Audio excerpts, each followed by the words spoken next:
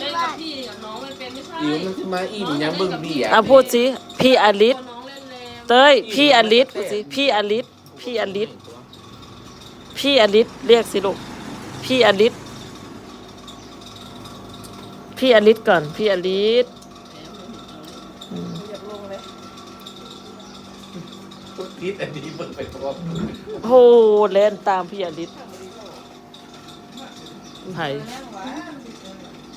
ใช่เลยผัวเพิ่นหล่อเด้อ หาพี่อลิศเหรอฮันดิ หล่อมาก หาพี่อลิศ ผัวตัวเด็กกันลูก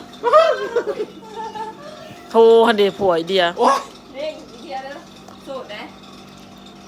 บอกกูว่าถ้า ตีน ถ้าบ่แม่นหมู่มันเอาว่ะเนาะอันนี้เป็นหมู่เดียวมาแล้ว ตาที่รถดีมากเลยแหละคือจะบอกให้แล้วไป ก็อีนี้เพิ่นแห่งล้อเล่นอีตาสังคลีหันบอกอันเดียเอาเหล้าให้ลาวอยากให้อีนี้เพื่ออันเราติดใจเนาะเรามักวันนี้นะ ลาวหาสิบอกพระมาขอพื้น